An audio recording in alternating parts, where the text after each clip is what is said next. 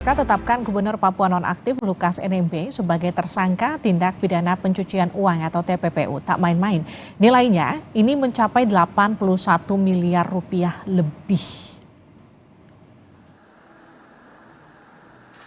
Gubernur Papua Nonaktif Lukas NMB dijerat dengan pasal pencucian uang TPPU. Dalam konferensi pers kemarin, KPK menunjukkan barang bukti tindak pidana pencucian uang sementara yang disita KPK dari NMB senilai 81,6 miliar rupiah.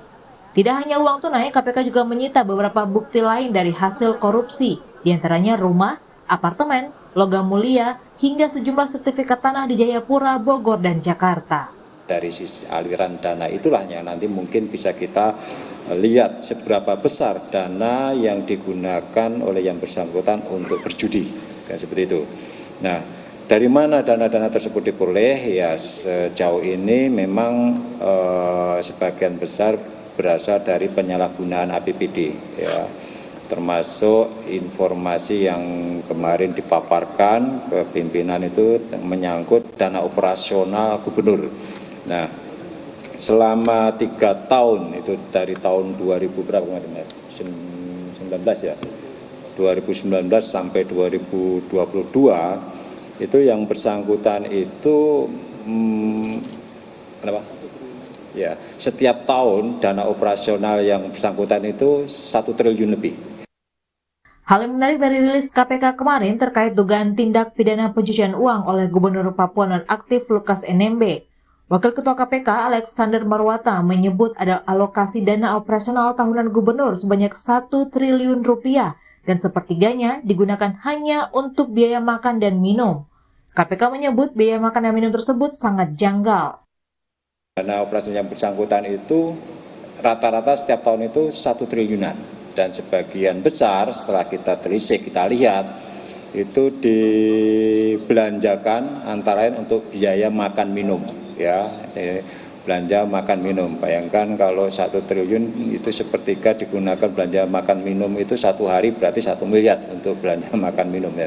Dan kami sudah juga cek di beberapa lokasi ya tempat kwitansi itu diterbitkan, ternyata itu juga banyak yang fiktif. Lukas NMB diduga melakukan tindak pencucian uang sebesar 81 miliar rupiah lebih. Komisi Pemberantasan Korupsi juga menyita aset diantaranya logam mulia, aset tanah, rumah, hingga mobil mewah. Gubernur Papua Nonaktif Lukas NMB juga tengah menjalani sidang terkait dugaan kasus suap dengan total 45,8 miliar rupiah dan dugaan kasus gratifikasi mencapai 1 miliar rupiah. Beberapa aset hasil pencucian uang NMB sudah disita penyidik KPK, diantaranya uang senilai 81,6 miliar rupiah dan juga 5.100 dolar Amerika serta 26.300 dolar Singapura. KPK juga menyita aset dan harta Lukas NMB yang tersebar di beberapa wilayah. Apartemen di Jakarta senilai 2 miliar, lalu juga ada rumah mewah di Jakarta senilai 5,3 miliar rupiah, emas batangan bernilai 1,7 miliar rupiah, sejumlah perhiasan mewah dan juga 5 unit mobil. Harta dan aset NMB yang saat ini disita KPK masih data sementara. KPK masih mencari aset yang diduga disembunyikan NMB dan tersebar di beberapa wilayah lainnya. Tim Liputan Kompas TV.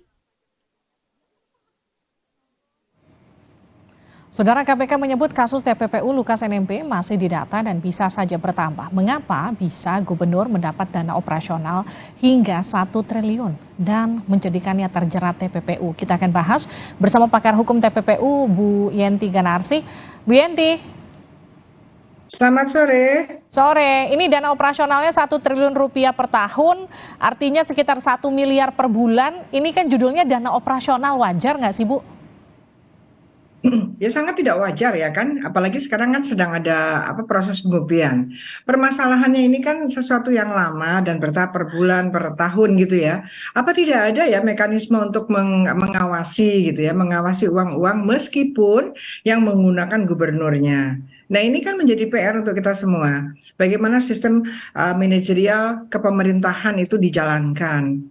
Ya, jadi jangan-jangan seperti ini, ya udah nanti kita kaget-kaget ternyata sehari segini ya jadinya ya.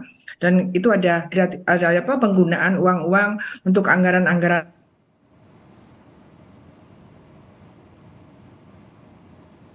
Bu Yenti.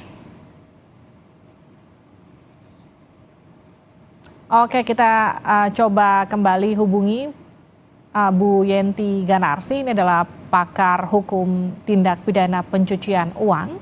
Bu Yenti masih terhubung bersama kami? Oke, kita masih membahas mengenai dugaan kasus TPPU yang menjerat mantan Gubernur Papua, Lukas NMB, yang kini kemudian sejauh ini masih didata dan bisa saja terus bertambah.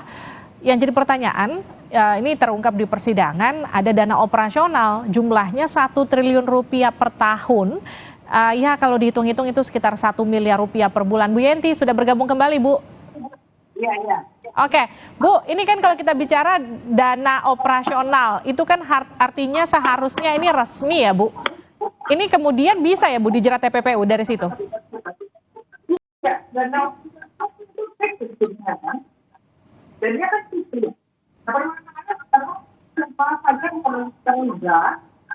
Sehingga itu bisa fiktif gitu, fiktif dan dibiarkan seperti ini. Yang saya sampaikan tadi adalah mekanisme manajerial pengawasan dari penggunaan anggaran dari pemerintah itu bagaimana. Ya sekarang udah fiktif, ya kan? Ini fiktif dan kemudian mengalir ke sana kemari. Saya ingin ini dikembangkan lagi bahwa kenapa ada pembiaran, apa yang tidak jalan, pengawasan apa yang tidak jalan, bagaimana seorang kuasa pengguna anggaran atau seorang pejabat, gubernur ataukah menteri bisa menggunakan dana-dana operasional yang harusnya memang ada buktinya dan buktinya tidak ada dan buktinya juga aneh. Ini di korupsinya saja sudah aneh, tapi dibiarkan sekian lama. Ya kita tidak bisa seperti sekarang aja, seperti pemadam kebakaran baru ketahuan sekarang gitu kan. Itu Bu, kan memang nggak ada pengawasan terkait dengan dana operasional ya, Bu? Justru itu yang dipertanyakan, kenapa ada pembiaran. Kalau ada pembiaran pasti ada orang lain yang terlibat yang membiarkan dan mendapatkan sesuatu. Nah itu adalah korupsinya, apapun itu nanti bentuknya. Nah setelah itu kan ada masalah korupsinya. Di korupsinya adalah apapun itu ya, penggunaan anggaran fiktif dan sebagainya. Begitu fiktif, itu kan kemudian ada tadi yang jadi hotel lah, ada di rumah, uang di rumah, dan kemudian untuk kasino dan sebagainya itu adalah TPPU-nya gitu. Tapi harapannya adalah bagaimana pengawasan negara terhadap keuangan negara yang harus digunakan oleh masyarakat di suatu provinsi, tetapi kemudian tidak sampai, dan itu bukan sebulan 2 bulan dan lama gitu ya. Ini kan pastinya kan ada per semester lah, ada pengawasan kalau ada sesuatu yang aneh itu kan ada yang tidak harus per periode, tetapi ada pengawasan mendadak ya, misalnya ada loh kok ini seperti ini nggak jalan gitu ya, jadi ya jangan dibiarkan seperti ini. Artinya apa? Kalau memang tidak ada sistem yang mengawasi dan terjadi seperti ini dari sudut hukum pidana gitu ya, orang yang melakukan perbuatan kriminal ini yang namanya korupsi dan TPPU ini memang karena ada faktor yang pembiaran, jadi negara sendiri menjadi faktor kriminogen namanya. Negara dengan sistem pengawasan yang sangat lemah ini memicu para kepala daerah, para kepala lembaga dan kementerian itu untuk mudah sekali melakukan ini. Ya, ini penting, ya. Yes. Kita kan masih punya RUU perampasan aset yang masih belum juga disahkan tuh, Bu. Itu bagaimana kemudian mengoptimalkan tindakan TPPU seperti ini? Ya sekarang kan gini, TPPU sekarang ini kan di undang-undang KPK, undang-undang korupsi, undang-undang TPPU ada KUHP ya kan gitu ya. Ya disita saja, tidak usah menunggu undang-undang perampasan aset juga. Sebetulnya kalau mau bisa saja gitu kan. Nanti terutama berkaitan kalau perampasan aset sekarang yang sudah di-backup kan dari undang-undang kejaksaan tentang perampasan aset, itu bisa dijalankan. Itu di kejaksaan, JPU-nya maksud saya. Toh JPU-nya ini itu dipersamakan saja ya, aturan-aturan itu sikap tindak jaksa penuntut umumnya itu bisa melakukan itu, mengawasi di mana penyitaan dan sebagainya. Sekarang ini kan sudah ada yang disita berapa 80 miliar dan kemudian ada hotel dan sebagainya, itu yang disita itu semuanya adalah TPPU. Yang mengalir ke kasino adalah juga TPPU di kasinonya. Kita lihat kasinonya kasino mana. Kasinonya kan ada di beberapa negara yang memang legal. Kalau kasino legal dia harus bayar pajak. Kalau bayar pajak akan terdeteksi siapa yang judi di sana. Oke. Jadi banyak hal bisa dilakukan kalau memang mau mengoptimalkan dan nanti kerjasama internasional gitu ya. Karena kan di Singapura.